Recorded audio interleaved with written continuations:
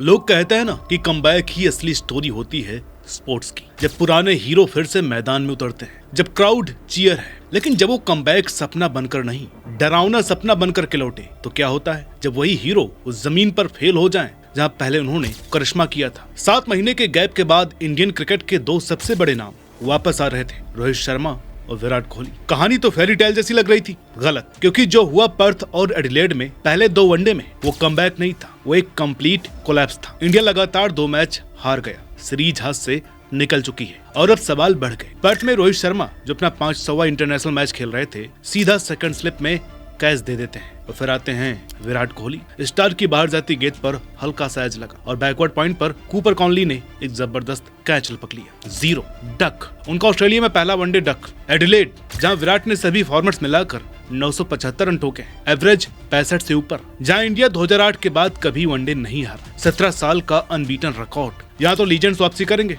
है ना? लेकिन नहीं, जेवियर बार्टलेट जिसने सीरीज में पहला मैच खेला, उसने कमाल कर दिया। शुभमन गिल को आउट करने के बाद कोहली को एलबीडब्ल्यू कर दिया। एक और डक, बैक टू बैक 0, उनके पूरे वनडे करियर में पहली बार। वो कमबैक जो इंस्पिरेशन बनना था अब क्राइसिस बन गया है। सब पूछ रहे हैं आखिर गड़बड़ क्या है? दोनों इतने वल्नरेबल क्यों लग रहे हैं? टेक्निकल फ्लॉ कहाँ है? और सबसे बड़ा सवाल, इसका मतलब इंडिया के फ्यूचर के लिए क्या है? तो यही सब बातें आज की इस वीडियो में हम करने वाले हैं। इस वीडियो में शुरू से अंत तक बने रहिएगा। नमस्कार, मेरा नाम है अनुराग सूर्यवंशी और आप देख रहे हैं क्रिक माइंड। वीडियो में आगे बढ़ने से पहले एक रिक्वेस्ट है कि प्लीज इस वीडियो को लाइक जरूर कीजिएगा और ज्यादा सपोर्ट करना चाहते हैं तो इस वीडियो को हाइप कर दीजिएगा। तो चलिए पर्थ से शुरू करते हैं, क्योंकि सच कहें तो यही वो जगह थी जहां से इंडिया का टूर खुलना शुरू हुआ। कंडीशन टफ थी, इसमें कोई शक नहीं। ऊपर बादल, विकेट हरा तो गेंद दोनों तरफ मूव कर रही थी। हर कुछ ओवर के बाद बारिश बीच में रोक देती थी। लेकिन बात यह है कि ग्रेट टीम्स रास्ता निकालती हैं, ग्रेट बैट्समैन एडजस्ट करते हैं। लेकिन इंडिया वो तो बिखर गया। रोहित शर्मा अपना 500वां इंटरनेशनल मैच खेलने उतरे थे, इसे सेलिब्रेशन होना चाहिए था, लेकिन वो मैच उनकी जल्दी विदाई बन गया। असली झटका तो विराट कोहली थे, वही विराट जो ओडीआई में 57 की औसत रखते हैं और वो डक पर आउट।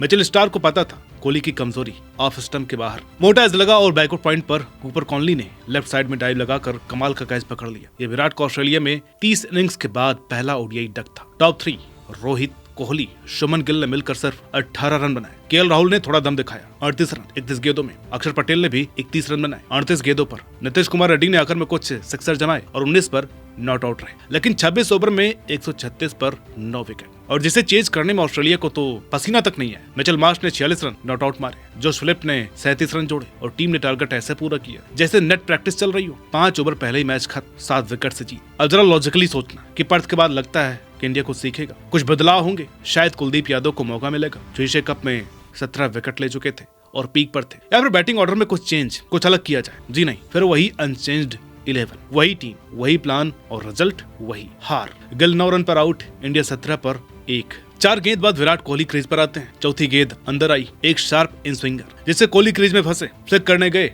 चूक गए, गेंद सीधा पैड्स पर लगी। Plum LBW. टॉप ऑर्डर फिर से गिर चुका था और फिर से सारी उम्मीदें मिडिल ऑर्डर पर थी कि वो कुछ संभाल पाए। अब यहीं से कहानी थोड़ी दिलचस्प हो जाती है, क्योंकि यहीं पर रोहित शर्मा ने दिखाया अपना क्लास और अपनी जिद भी, क्योंकि उस वक्त रोहित जबरदस्त स्ट्रगल कर रहे थे। उनका फॉल शॉट्स परसेंटेज था 45%, मतलब हर दूसरी गेंद पर उन्हें अंदाजा ही नहीं था कि बॉल कहां जा रही है। रोहित किसी तरह बच गए और फिर धीरे धीरे बड़ी मुश्किल से उन्होंने अपनी रदम पकड़ी। 74 गेंदों में पहुंच गए अपने 50 तक। पिछले 10 सालों में उनकी सबसे स्लो 50, लेकिन सिचुएशन भी वैसी थी। ग्रीन पिच, मूविंग बॉल और ऊपर से ड्रेसिंग रूम में पहले ही 2 बड़े विकेट गिर चुके थे। श्रेयस अय्यर ने भी उस वक्त खूब समझदारी दिखाई। उन्होंने अपनी बैटिंग स्टांस थोड़ा सीधा रखा, जिससे उन्हें मूविंग बॉल के खिलाफ खेलने में आसानी हुई। लेकिन दोनों ने मिलकर एक ठोस साझेदारी बनाई। तीसरे विकेट के लिए स्ट्राइक रोटेट की, लेकिन स्टार्क ने एक शॉर्ट बॉल फेंकी, रोहित पुल करने गए, टाइमिंग गलत हो गई और डीप स्क्वायर लेग पर हैजलवुड ने आसान कैच लपक लिया। श्रेयस भी ज्यादा देर नहीं टिके। उनको आउट करने के बाद जैम्पा ने इंडिया की बैटिंग लाइनअप पर हल्ला बोल दिया। केएल राहुल 11 पर पुल करने की कोशिश में कैच आउट। अक्षर पटेल 44 पर मिचेल स्टार के हाथों लपके गए। नीतीश कुमार रेड्डी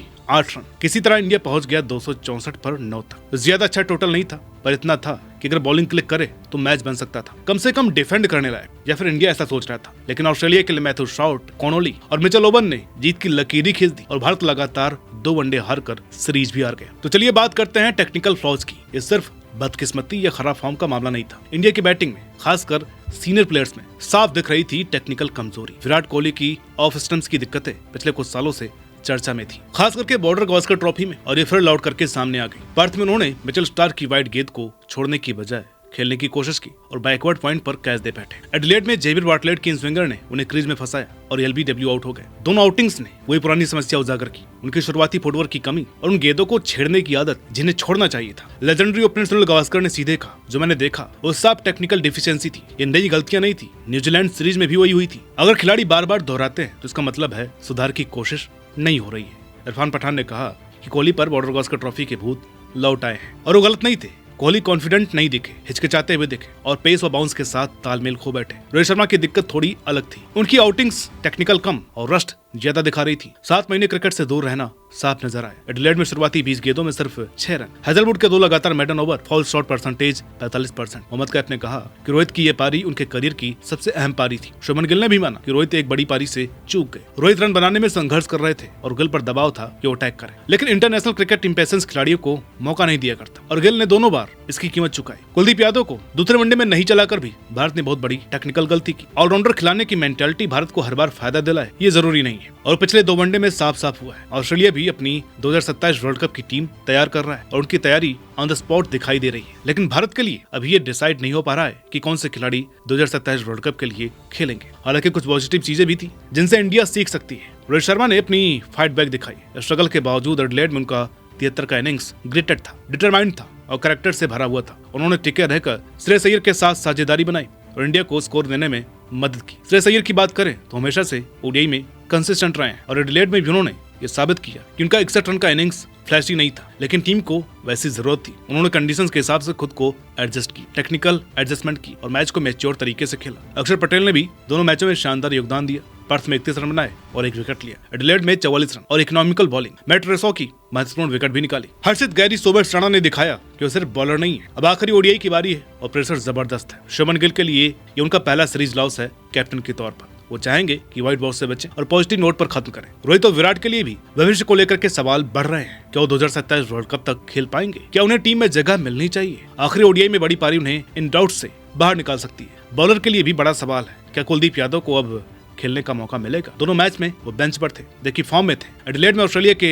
एडम ज़ेम्पा ने दिखा दिया कि क्वालिटी लेग स्पिनर कितना अहम हो सकता है। 4 विकेट लिए। अगर इंडिया कुलदीप को बाहर रखती है तो क्रिटिसिज्म बढ़ेगा। हाँ, सीरीज तो चली गई है, लेकिन आखिरी मैच की जीत ये दिखा सकती है कि टीम कॉम्पिटिट करने में सक्षम है, कि वो वापसी कर सकती है और ये टीम पूरी तरीके से डिजास्टर नहीं थी। सीधे शब्दों में कहें तो पहला 2 ओडीआई देखना मुश्किल था। रोहित और विराट की वापसी जो ग्रैंड होनी चाहिए थी, फ्लॉप साबित हुई है। टेक्निकल फ्लॉज खुले, टैक्टिकल डिसीजन सवालों के घेरे में, फील्डिंग कमजोर और इंडिया को कीमत चुकानी पड़ी। रोहित शर्मा और विराट कोहली की बात करें तो उन्हें पहले भी राइट ऑफ किया गया था, लेकिन उन्होंने हमेशा वापसी की है। तीसरा ओडीआई सिडनी में उनके लिए एक बड़ा मौका है और मैच इन दोनों के लिए बहुत कुछ डिसाइड करने वाला है, ऐसा मुझे लगता है। बाकी आपका क्या कहना है कमेंट करके बताइएगा। वीडियो अच्छी लगी तो लाइक कीजिए, शेयर कीजिए। चैनल पर नए तो प्लीज इसे सब्सक्राइब करना मत भूलिए। मिलते हैं आपसे अगली वीडियो में, तब तक के लिए नमस्कार।